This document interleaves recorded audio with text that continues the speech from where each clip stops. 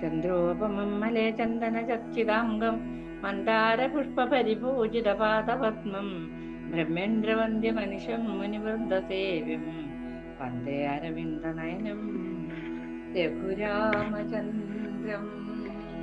ശ്രീരാമചന്ദ്ര പ്രഭോ പാഹി പാഹി. ആഞ്ജനേയ സ്വാമിക്ക് ജയ്. നമ്മള് പറഞ്ഞാലും തീരാത്തതും ദുഃഖത്തിന്റെ മറുകര കാണാത്തതുമായ ആ ശ്രീരാമചന്ദ്ര പ്രഭുവിന്റെ വനയാത്രയാണ് ഇങ്ങനെ വർണ്ണിച്ചുകൊണ്ടിരിക്കുന്നത്.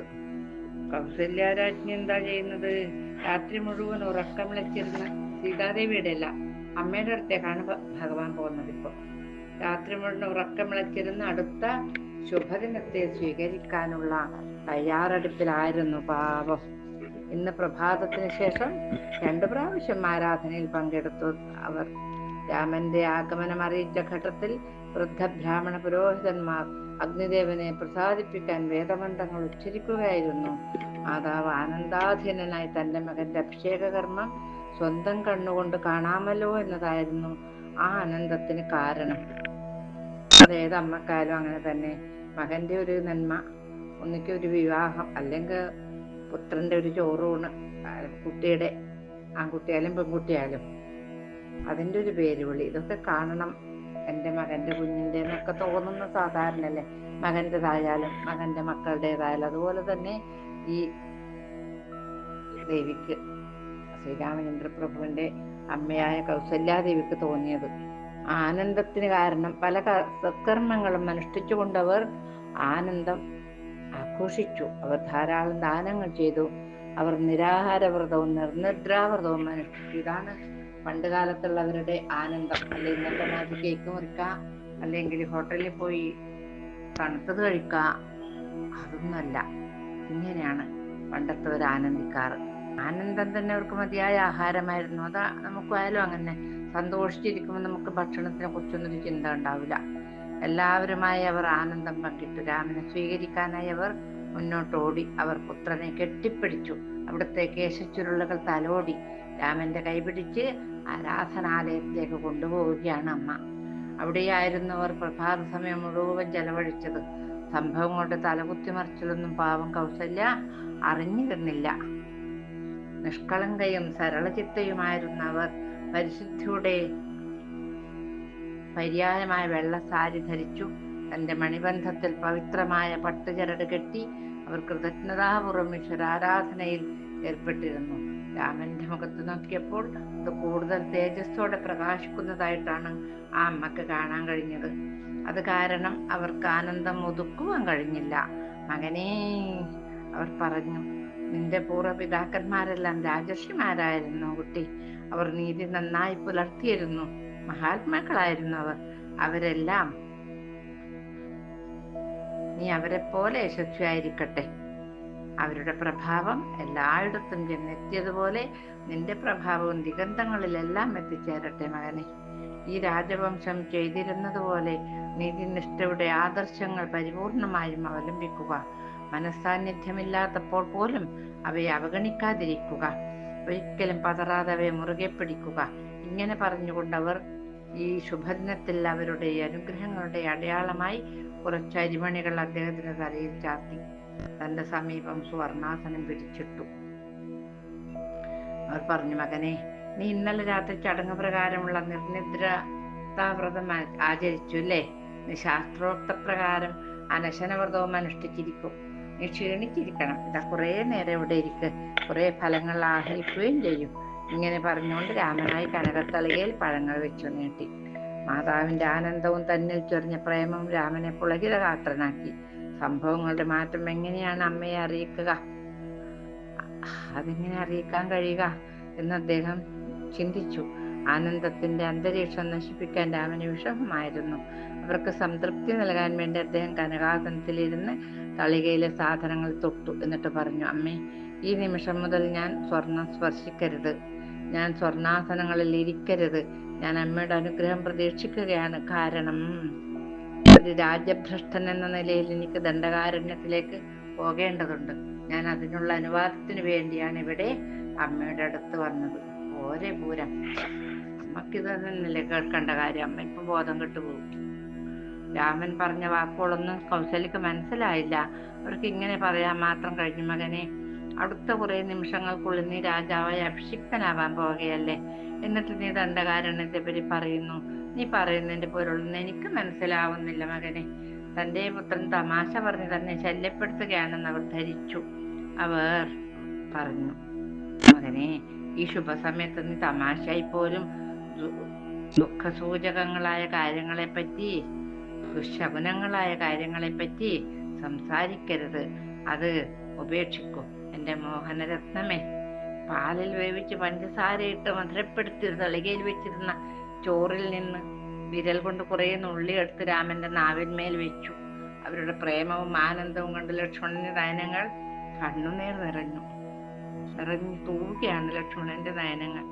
കൗസല്യ ഇത് കണ്ടവർ നേരെ തിരിഞ്ഞ് അന്വേഷിച്ചു, ലക്ഷ്മണ, നിനക്ക് എന്താണ് ഇത്ര വ്യസനം?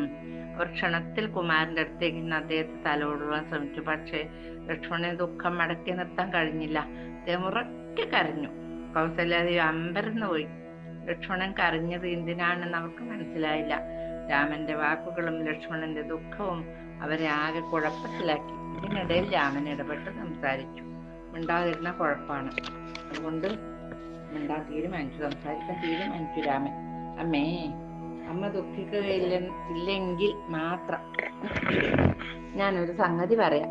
അദ്ദേഹം മാതൃഹസ്തങ്ങൾ തന്റെ കൈകളെ ദൃഢമായി ഗ്രഹിച്ചു. എന്നെയും അമ്മയെയും നമ്മുടെ മുഴുവൻ കുടുംബത്തെയും നമ്മുടെ വംശത്തെയും അനശ്വര പ്രഭാവത്തിലേക്ക് നയിക്കുന്ന കാര്യമാണിത്. അതുകൊണ്ട് യാതൊരു ഉത്കണ്ഠയ്ക്കും ഇടം കൊടുക്കരുത്. സംശയിക്കുകയോ സങ്കേപ്പെടുകയോ ചെയ്യരുത്. സ്നേഹത്തോടും കൗതൂഹലത്തോടും കൂടി അതിന് സമ്മതിക്കുക. ഞാൻ പിതൃകൽപ്പന അനുസരിക്കുന്നതിൽ അമ്മയ്ക്കും വലിയ ആനന്ദമില്ലേ? പിതാവിന്റെ ഭ്രാതാവായ ഭരതനെ യുവരാജാവായി വാഴിക്കാൻ തീരുമാനിച്ചിരിക്കുന്നു.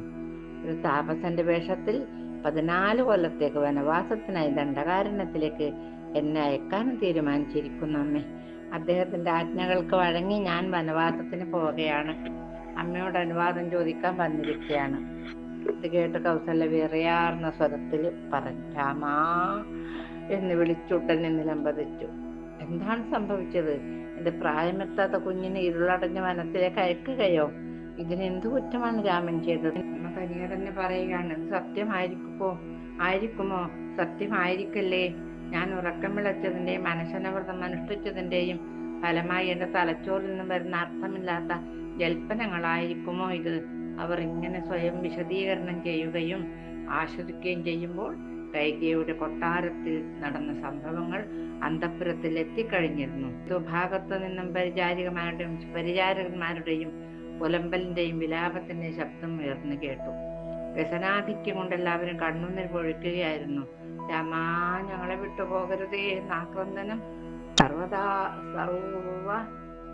ഭാഗങ്ങളിൽ നിന്നും കേൾക്കാമായിരുന്നു. വ്യസനാക്രാന്തരായ ആളുകൾ കൂട്ടം കൂട്ടമായി കൗസല്യയുടെ കൊട്ടാരത്തിലേക്ക് ബന്ധപ്പെട്ട് ചെന്നു. ആശ്ചര്യം, ദുഃഖം, ഭയം എന്നീ വികാരങ്ങളാൽ കൗസല്യ വല്ലാതായി. ഇതിന്റെയൊക്കെ രഹസ്യം അവർക്ക് മനസ്സിലാക്കാൻ കഴിഞ്ഞില്ല. അവർ നിലത്ത് നിന്ന് എഴുന്നേൽക്കാനായില്ല അവർക്ക്. കാരണം ഉത്കണ്ഠ, നിരാശ എന്നിവ അവരെ അത്രയേറെ തളർത്തി കഴിഞ്ഞിരുന്നു. എന്നിരുന്നാലും സർവവ്യാപ്തമായ പ്രാണവേദന ഉണ്ടാവാൻ കാരണം എന്താണെന്നറിയാൻ അവർക്ക് ആഗ്രഹമുണ്ടായിരുന്നു. രാമനെ മടിയിലിരുത്തി അവിടുത്തെ കേശച്ചുരുളുകൾ താലോലിച്ചുകൊണ്ട് അവർ ചോദിച്ചു, മകനെ, എന്താണ് ഞാൻ കേൾക്കുന്നത്? പറയൂ. എനിക്ക് അനിശ്ചിതത്വം ഇനിയും സഹിക്കാൻ കഴിയുന്നില്ല. അപ്പൊ രാമൻ കൗസല്യോട് പറയുകയാണ്, ഒരിക്കൽ അച്ഛൻ കൈകേയിക്ക് വാഗ്ദത്തം ചെയ്തിരുന്ന 2 വരങ്ങള് ഇപ്പോൾ അവർക്ക് കൊടുത്തിരിക്കുന്നു. അവയിൽ ആദ്യത്തെ വരം ഭരതനെ രാജാവാക്കി വാഴിക്കണം എന്നതാണ്. രണ്ടാമത്തെ തന്നെ 14 കൊല്ലക്കാലം വനവാസത്തിന് അയക്കണമെന്നും. അത്രയേ ഉള്ളൂ അമ്മ. രാമൻ ഈ വസ്തുതകൾ പറഞ്ഞമ്മയെ ബോധ്യപ്പെടുത്തിയപ്പോൾ കൗസല്യ ചോദിച്ചു, രാമ, കൈകേയി സത്യമായും ആ വരങ്ങൾ ആവശ്യപ്പെട്ടുവോ? കൈകേയിക്ക് നിന്റെ നേരെ അതിരറ്റ സ്നേഹവും വാത്സല്യവും ഉണ്ടായിരുന്നില്ലേ? അവൾ ഒരിക്കലും ഇത്തരം കാര്യങ്ങൾക്ക് വേണ്ടി ആഗ്രഹിച്ചിട്ടുണ്ടായിരിക്കയില്ല. അഥവാ അങ്ങനെ ആഗ്രഹിച്ചാൽ തന്നെ അത് രാജാവിനെ പരീക്ഷിക്കുന്നതിന് വേണ്ടി മാത്രമായിരിക്കും എന്ന് എനിക്ക് തീർച്ചയുണ്ട്. എനിക്കറിയില്ലേ കൈകേയിയെ? ഈ ലഘുവായ കാര്യത്തിന് എന്തിനാണ് ഇത്ര കുഴപ്പവും ഉത്കണ്ഠയുമെല്ലാം? അല്ലെങ്കിൽ അവൾ ആ വരങ്ങൾ ആവശ്യപ്പെട്ടുവെന്നിരിക്കട്ടെ, നിന്റെ പിതാവ് അനുവദിക്കുന്നതിന് എപ്പോഴെങ്കിലും സമ്മതിക്കുമോ? ഇത് വിശ്വസിക്കാൻ മനസ്സ് വരുന്നില്ല. തന്റെ സന്നിധിയിൽ ഒരൊറ്റ നിമിഷം പോലും നീ ഇല്ലാതിരിക്കുന്നത് സഹിക്കാൻ സാധിക്കാത്ത നിന്റെ അച്ഛൻ 14 വർഷത്തേക്ക് തന്നെ കാട്ടിലേക്ക് അയക്കുമോ മകനെ? ഇതെന്നെ ആകെ ആശയക്കുഴപ്പത്തിലാക്കുന്നുവല്ലോ. സംഗതികളുടെ സത്യാവസ്ഥ തന്റെ മാതാവ് വിശ്വസിക്കുന്നത് കണ്ടപ്പോൾ രാമൻ അവരുടെ 2 കൈകളും തന്റെ കൈകളാൽ ഗ്രഹിച്ചപേക്ഷിച്ചു. അമ്മേ, എന്റെ വാക്കുകൾ വിശ്വസിക്കൂ. അച്ഛൻ ആദ്യമേ കൈകേയി മാതാവിനെ ഏത് 2 വരങ്ങൾ ആവശ്യപ്പെട്ടാലും തരാമെന്ന് പ്രതിജ്ഞ ചെയ്തിരുന്നു. പിന്നീട് അവർ ഈ വരങ്ങൾ ആവശ്യപ്പെട്ടപ്പോൾ താൻ കൊടുത്ത വാക്ക് ലംഘിക്കുവാൻ അദ്ദേഹത്തിന് കഴിയുമായിരുന്നില്ല. എന്നെ കാട്ടിലേക്ക് അയക്കാനുള്ള കൽപ്പന പുറപ്പെടുവിക്കാനും അങ്ങനെ എന്നെ കൂടാതെ ജീവിക്കാനും അദ്ദേഹത്തിന്റെ മനസ്സ് സമ്മതിച്ചില്ല. അതുകൊണ്ട് തന്നെ അമ്മേ, അദ്ദേഹം വളരെയേറെ മാനസിക ക്ലേശം അനുഭവിക്കുകയാണ്. അച്ഛന്റെ ഈ കഷ്ടപ്പാട് എനിക്ക് സഹിക്കാനാകുന്നില്ല. ഞാൻ ആ കൊട്ടാരത്തിൽ നിന്ന് ഇപ്പോൾ വന്നതേയുള്ളൂ. അദ്ദേഹം ബോധം കെട്ട് കിടക്കുകയാണ്. ഇപ്പോൾ കഠിനമായ മനോവേദന അനുഭവിക്കുകയാണ് എൻ്റെ അച്ഛൻ. ഇതാണ് അമ്മേ സത്യം. ഇത്ര ലഘുവും ഹാസ്യകരവുമായ സംഗതിക്ക് ഇത്രയും ഉത്കണ്ഠ അമ്മക്കുണ്ടാവാൻ ഞാൻ അത്ര ക്രൂരനല്ല എന്ന് വിശ്വസിക്കൂ. ഞാൻ അച്ഛന്റെ ആജ്ഞ സ്വീകരിച്ചിരിക്കുന്നു. അമ്മയുടെ അനുവാദത്തിന് വേണ്ടി ഇവിടെ വന്നിട്ടുള്ളത്. ഈ വാക്കുകൾ പറഞ്ഞുകൊണ്ട് രാമൻ കൗസല്യയുടെ പാദങ്ങളിൽ നമസ്കരിച്ചു. കൗസല്യാണെങ്കിലോ അദ്ദേഹത്തെ മെല്ലെ എഴുന്നേൽപ്പിച്ചു. അവർ പറഞ്ഞു, രാമ, ഇതൊരു അസാധാരണമായ പെരുമാറ്റമാണല്ലോ. ഒരാൾ എത്ര അപരിഷ്കൃതനാണെങ്കിൽ പോലും ഇത്ര ഭയങ്കരമായ വരങ്ങൾ ആവശ്യപ്പെടുമോ?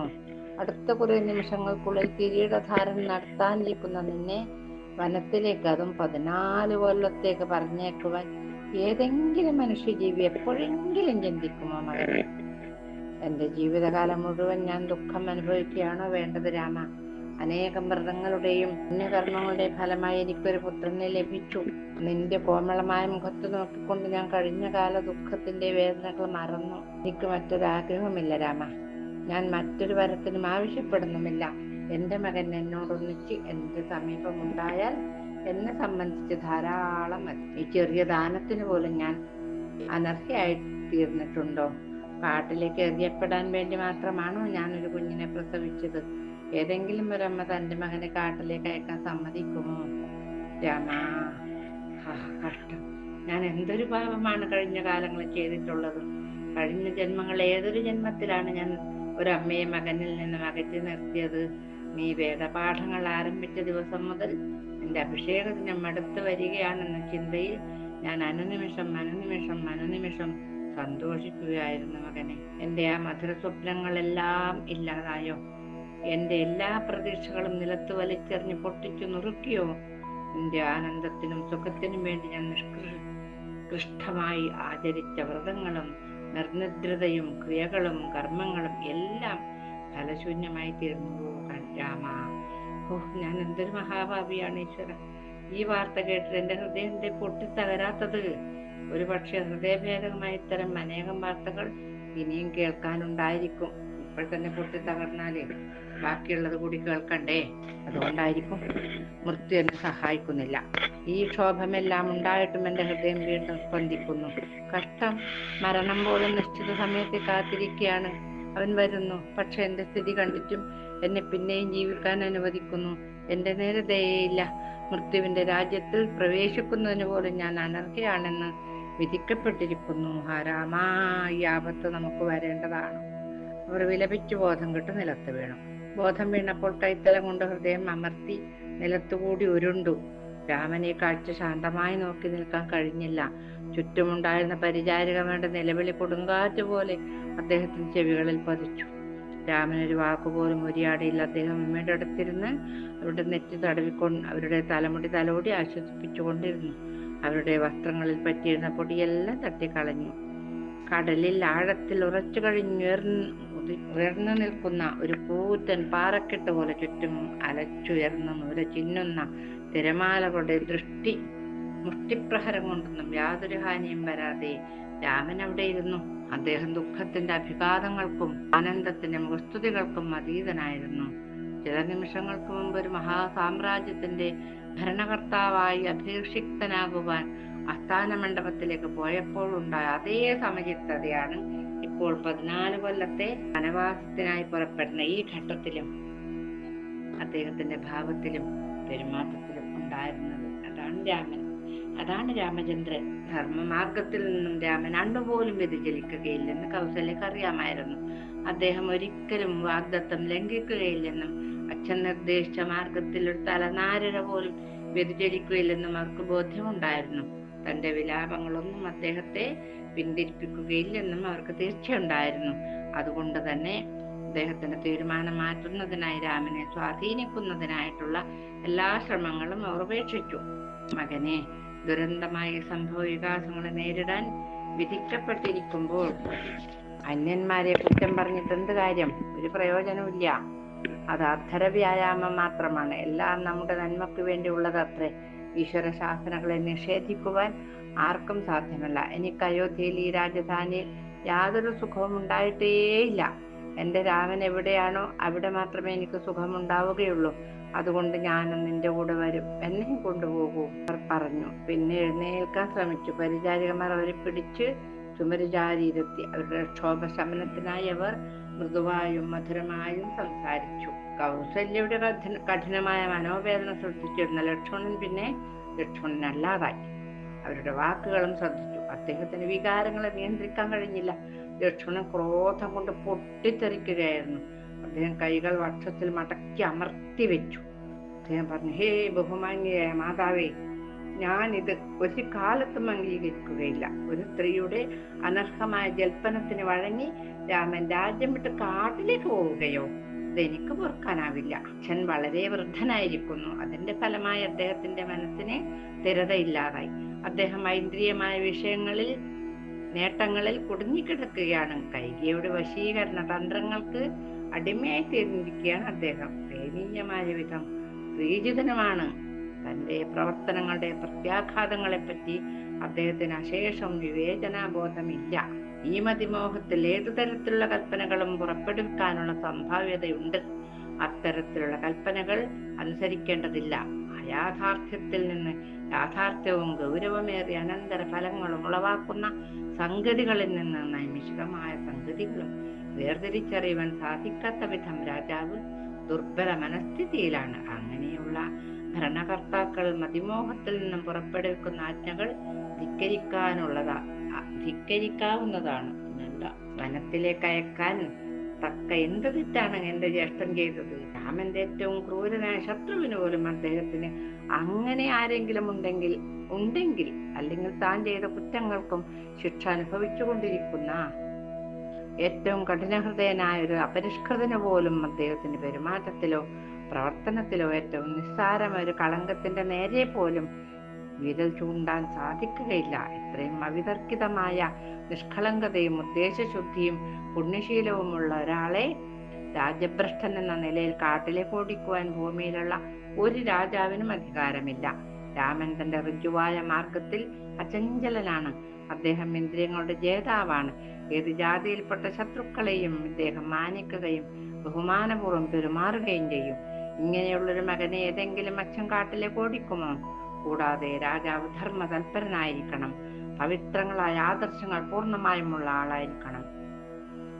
ദശരഥ മഹാരാജാവ് ഭ്രാന്തനായിരിക്കുകയാണ്, കാമുകനാണ്. വൃദ്ധനായ അച്ഛൻ എല്ലാ മതവിശ്വാസങ്ങളിലുമുള്ള ഉത്തമാംശങ്ങൾ ഉൾക്കൊള്ളണം. അങ്ങനെയുള്ള രാജാവിന് ഇത്തരം കൽപ്പന പുറപ്പെടുവിക്കാൻ കഴിയുമോ അമ്മേ? ഇത് പരിശോധിച്ചാൽ ഒന്ന് തീർച്ചയാണ്. ഒന്നുകിൽ ദശരഥന് ഭ്രാന്താണ്, അല്ലെങ്കിൽ അന്ധമായ കാമത്തിന്റെ അടിമയാണ്. ഈ രണ്ടു തരക്കാരിൽ ഏതെങ്കിലും ഒന്നിൽപ്പെട്ട ഒരാളിൽ നിന്നുള്ള ഏതാജ്ഞയും ഗണനാർഹമല്ല. ഭ്രാന്തനെ പോലെയോ ശിശുവിനെ പോലെയോ പെരുമാറുന്ന രാജാവിന്റെ വാക്കുകൾ മാനിക്കേണ്ട ആവശ്യമില്ല. രാഷ്ട്രീയമായ ധർമ്മത്തിന്റെ അനുശാസനങ്ങളെ മറന്നും ലൗകിക ജ്ഞാനത്തിന്റെ മാർഗം ഉപേക്ഷിച്ചും പൈതൃകമായ വാത്സല്യാദി വികാരങ്ങളുടെ ആവശ്യങ്ങളെ കാറ്റിൽ പറപ്പിച്ച് മനസ്സിന്റെ വ്യാമോഹവും ഭ്രമവും സ്വതന്ത്രമായി പ്രകടിപ്പിക്കുന്ന ഒരു ഭ്രാന്തനായി തീർന്നിരിക്കുന്ന അദ്ദേഹം. അങ്ങനെയുള്ള ആളുടെ ആജ്ഞ സാധുവാണെന്ന് ഗണിക്കാമോ? അത് മാനിക്കപ്പെടണമെന്ന കാര്യത്തിൽ ഞാൻ യോജിക്കുകയില്ലാമേ. ഇങ്ങനെയൊക്കെ മതിഭ്രമം പിടിച്ചതുപോലെ ലക്ഷ്മണൻ പറയുകയാണ്. എന്താണ് ഇനിയിപ്പോ വേണ്ടതെന്ന് ആർക്കും ഒരു ഒത്തും പിടിയും കിട്ടാത്തൊരവസ്ഥ. ആ അവസ്ഥയിലാണ് നാം ഇന്നത്തെ ഭാഗം ശ്രീരാമചന്ദ്ര പ്രഭുവിന്റെ പാദത്തിൽ സമർപ്പിക്കുന്നത്. എന്ത് ചെയ്യാം? നമുക്ക് ഇതിലൊക്കെ പങ്കാളികളാവുക എന്നല്ലാതെ ഒന്നിനും രാമനും ലക്ഷ്മണനും മാതാവിനും പോലും നിയന്ത്രിക്കാൻ പറ്റാത്ത ഈ ഒരു ദുഃഖം നമുക്ക് എങ്ങനെ നിയന്ത്രിക്കാൻ പറ്റും? പ്രഭു രാവണ വംശം മുതിക്കാൻ വേണ്ടി അവതരിച്ചതല്ലേ. അപ്പോൾ ഇങ്ങനെയൊക്കെ ഒരു നാടകം, ലീലാനാടകം അദ്ദേഹം ആടുകയാണ് ആയിരിക്കാം. അത് മാത്രമേ നമുക്കിപ്പോൾ വിചാരിക്കാനും സങ്കടം നിയന്ത്രിക്കാനും പറ്റുകയുള്ളൂ. എല്ലാ ദുഃഖങ്ങളും എല്ലാ ഭാഗങ്ങളും പറഞ്ഞ കഥകളൊക്കെ ആ തൃപ്പാദപത്മങ്ങളിലും എൻ്റെ പൊന്നുണ്ണിക്കണ്ണ തൃപ്പാദത്തിലും സമർപ്പിച്ച് മംഗളം ചുപ്പാടി നമുക്ക് ഇന്നത്തെ കാലത്ത് സമർപ്പിക്കാം. മംഗളം കോസലേന്ദ്രായ മഹനീയ ഗുണാബ്ധയേ ചക്രവർത്തി ധനൂജായ സാർവഭൗമായ മംഗളം. വേദവേദാന്തവേദ്യായ മേഘശ്യാമളമൂർത്തയേ പുംസാമോഹനരൂപായ പുണ്യശ്ലോകായ മംഗളം. ശ്രീരാമചന്ദ്ര പ്രഭോ പാഹി പാഹി ആഞ്ജനേയ സ്വാമി കേ ജയ.